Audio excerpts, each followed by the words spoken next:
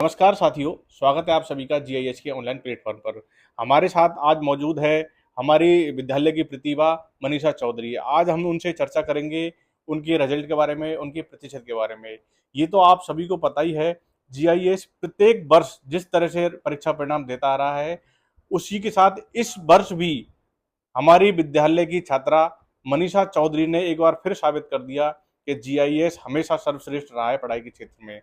तो आज हमारे साथ मौजूद है 98.20 परसेंटेज बनाकर मनीषा चौधरी। आज हम उनसे चर्चा करेंगे उनके उन्होंने किस तरह से पढ़ाई की है, उनके पूरे रूटीन के बारे में, पूरे 11वीं और 12वीं का क्या शेड्यूल रहा है। तो मनीषा से पूछना चाहूंगा कि मनीषा, आपके 10th में कितने परसेंटेज रहे हैं, एक बार आप सभी को बताएं। सर मेरे 10th में 91.67% रहे हैं। जैसा कि आप सभी ने सुना कि 91.10% बनाकर उसके बाद बच्ची ने 98.20 परसेंटेज बनाए हैं। ये एक बहुत ही बड़ी बात है कि बच्ची ने 10वीं में लगभग 7-8 परसेंटेज का इजाफा किया है। देखो, ये तो आप सभी जो इजाफे तो सभी परसेंटेज में करते हैं, लेकिन इस स्केल पर इजाफा करना, यानी कि 95 से ऊपर जो भी परसेंटेज आती हैं, आप ये सोचो उसके लिए बहुत मेहनत की जरूरत होती है। तो मैं एक बार मनीषा से फिर पूछना चाहूंगा कि आपकी जो इस मेहनत में सबसे ज्यादा सहयोग किसका रहा है, आप और आपकी पढ़ाई का क्या क्या रूटीन रहता है, ये आप थोड़ा सा हमारे सभी दर्शकों को बताएं।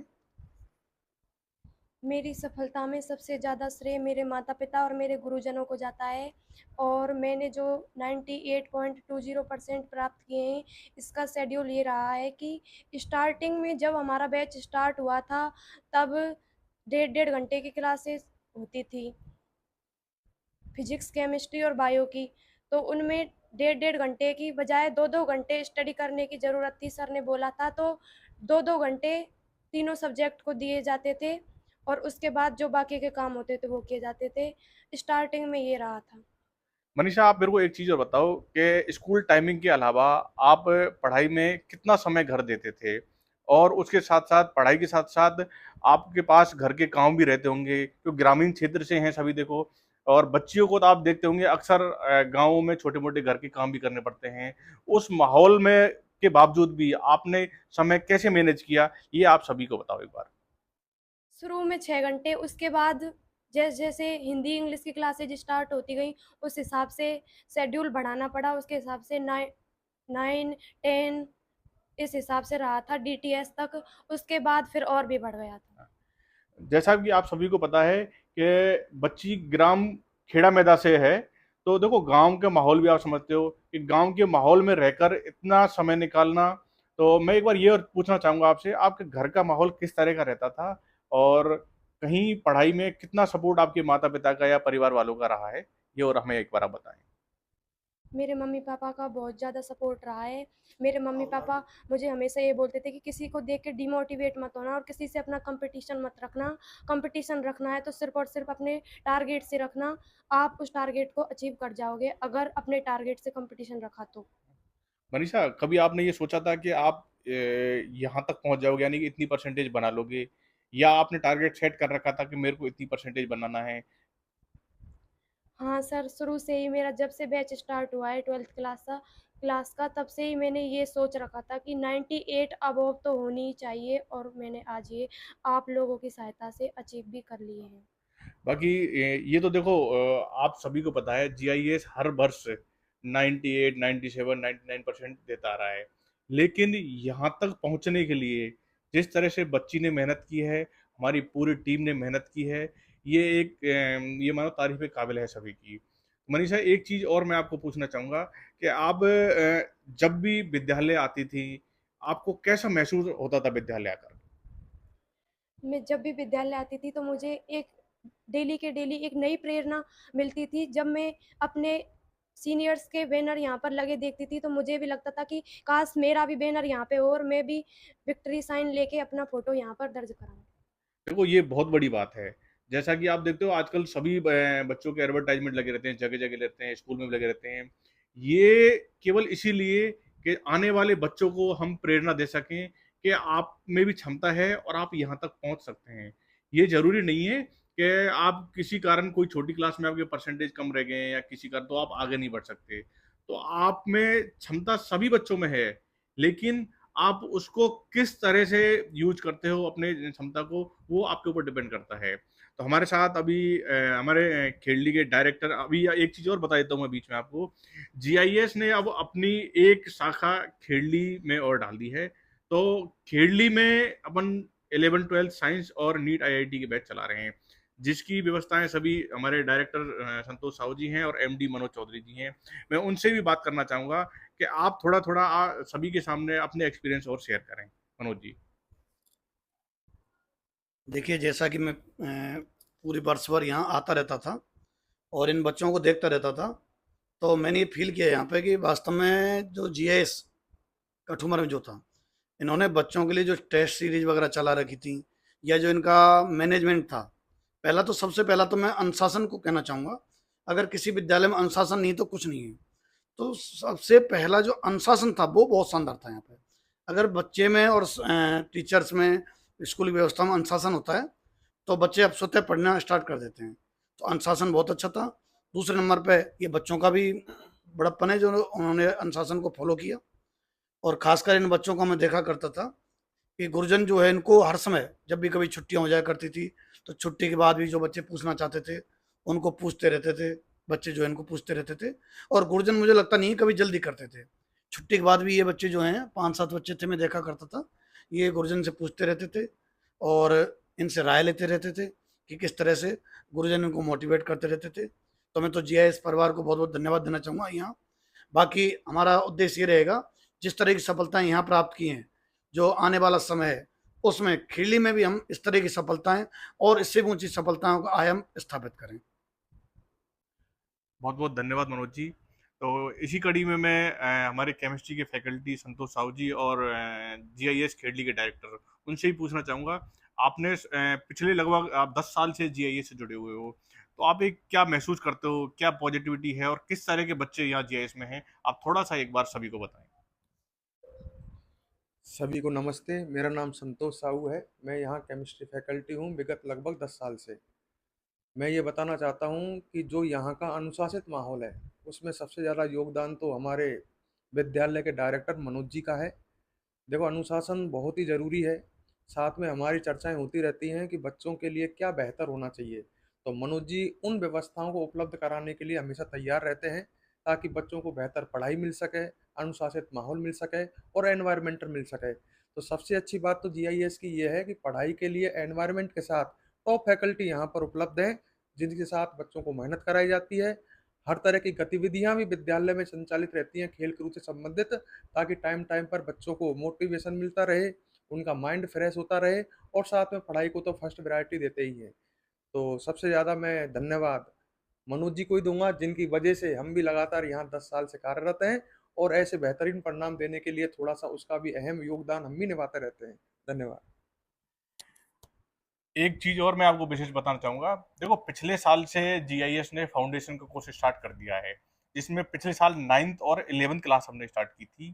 तो अभी भी हमसे है ना बच्चे जो अभी इस बार बच्चे निकल गए हैं, वो बहुत रिक्वेस्ट करते हैं, सर अभी एक टारगेट बैच भी चला दो, इस तरह से कि वो निकल जा चुके हैं। क्यों, देखो बच्चे अपने घर से बाहर जाकर बहुत सारी सुविधाएं होती हैं जो उपलब्ध नहीं कर पाते, और इसके साथ साथ जैसे ही बच्चे बाहर जाते हैं तो वो भीड़ में जाकर के खो जाते हैं। यहाँ पर्टिकुलर हम एक एक बच्चे पर ध्यान देते हैं और एक एक जो बच्चों के कोई भी टॉपिक में कंफ्यूजन रहती है उसको दूर करते हैं।